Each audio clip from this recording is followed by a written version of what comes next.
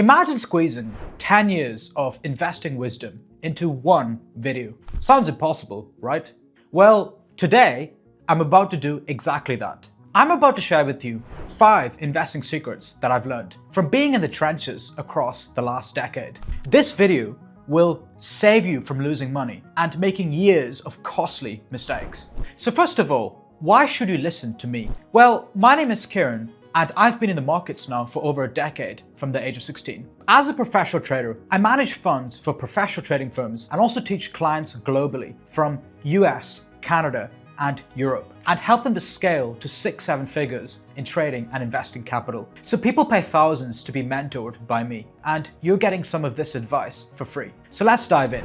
The first secret is market age matters more than actual age. Someone could be in their 20s or 30s and have substantially more market experience than someone in their 40s or 50s. And a common misconception is that people automatically become better at trading and investing with age, but that's not the case. Competence comes with experience, not by age. Some of my clients are in their 20s and 30s, but they have substantially more market experience than my clients in their 50s and 60s or 70s who've not lived through a single bear market. Many years ago, whilst training to be a doctor, I went to a ward round led by a consultant doctor. And a consultant doctor is a senior doctor in the UK.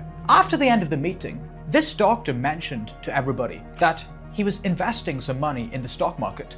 And upon further questioning, what he was actually doing was investing money in a mutual fund, which did not actually involve him picking the stocks. He did not seem aware of the fact that his funds would get eroded by fees.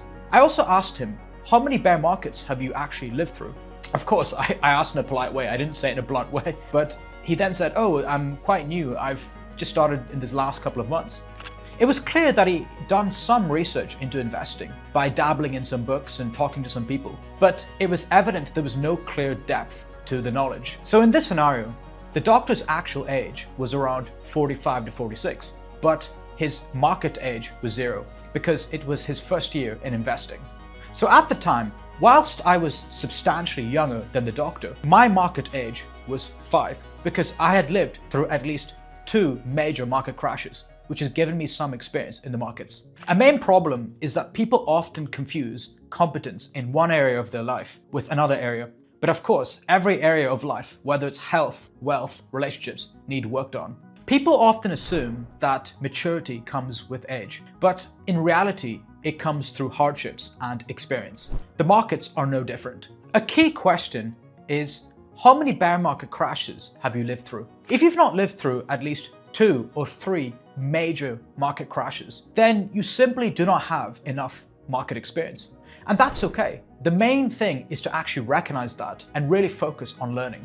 You've probably heard statistics like 90% of traders and investors lose money. And yeah, okay, there is some truth to that. But a lot of those traders and investors are actually gamblers and just speculators. Sure, they make money here and there, but in the long run, they give the money back to the market. The masters and professionals focus on principles because these stand the test of time. However, amateurs often tend to chase the next tip or trick. But the problem with that is they're like a current. They come and go. Some professional traders and investors I know lost everything during the 2008 financial crisis. But this helped them develop resilience and life experience that cannot be bought. Each market crash humbles you and teaches you so many lessons. Secret 2 is following the news will never make you rich. If the barber, the taxi driver, the doctor, the lawyer, the engineer are talking about an investment, then sometimes that can be the first sign it's too late. The main problem with being heavily reliant on news is that it's readily accessible to everyone. And so the real advantage is who has access to the information first. Because by definition, if everybody has access to the news, it's not really an edge or an advantage. So back in 2022, Ethereum, a major cryptocurrency, had a merger. And before the merger, the price of Ethereum was around $1,080. And at this point, whilst people were aware of this news, there was not so much hype. Myself and many members of the community actually started buying at $1,080 because it was at a key structural level. Then eventually the price of Ethereum started to rise to $1,900 and then eventually $2,029.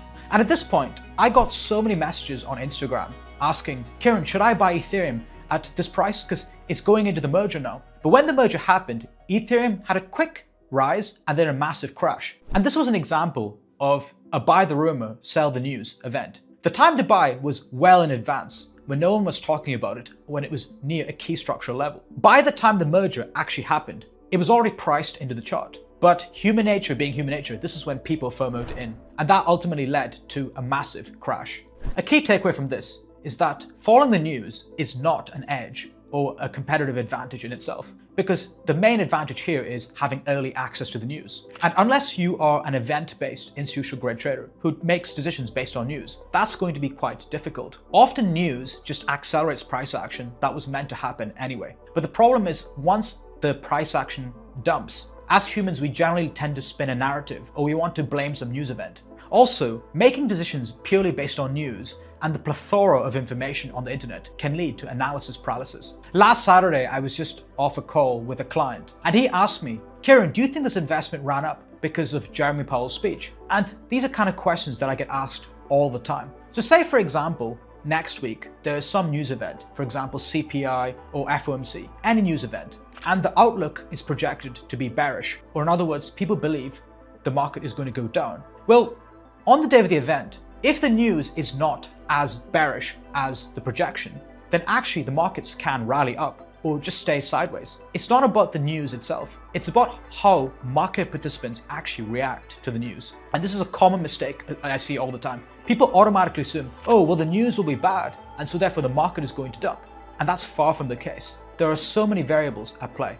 Another problem is that it's hard to quantify news into an actionable strategy. Sometimes you have to be a contrarian, buy against the prevailing notions promoted by social media, because markets are designed to move money from the majority to the minority. I'm not saying for you to ignore news altogether. There's no harm in looking at it, but it's important to make investment and trading decisions based on your strategy and market structure and key levels, as opposed to just blindly throwing money at the next news hype. Secret 3, learn how to be profitable in any market condition. Any idiot can make money in a bull market when the market is just trending upwards all the time. But the real skill comes from making money in a bull market, preserving it during the bear market, and keeping it ready for the next bull market. After all, everyone's a genius during the bull market. I think it's important to have at least a basic awareness of market structure and learning to short. And shorting means benefiting when the market goes down. The vast majority of people just buy stocks or investments and just benefit from appreciation.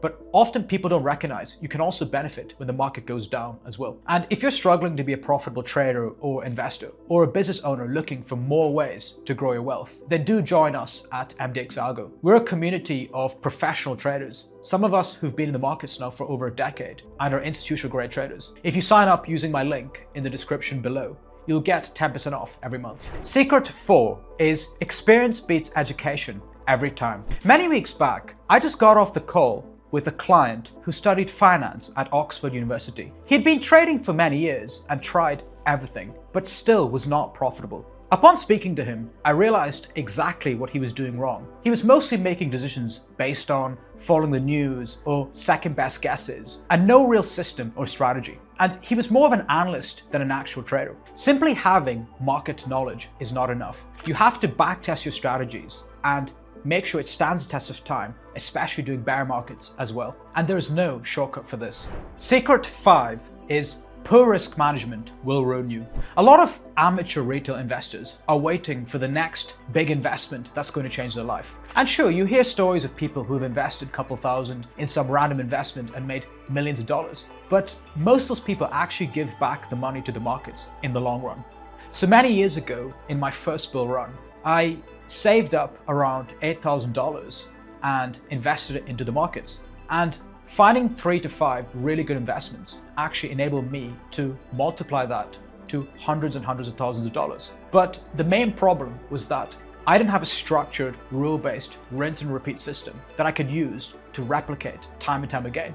And so this was a huge mistake. But after years of experience and learning from mentors, I realized it's not just about making money. It's about having a repeatable system, because if you can systemize it, you can replicate it. And this is something that I also teach my own clients. Professional traders and investors have a rinse and repeat system they can use to manage risk and also rebalance their portfolio. But amateurs often tend to focus on the news and luck. One of my favorite books is actually Atomic Habits, and it speaks about how you don't get what you want in life, you fall to the level of your systems. And this really applies to trading and investing as well. So there you have it, 10 years of investing secrets in this short video. And of course, there is a lot more to investing and trading, but I tried to provide as much value as possible.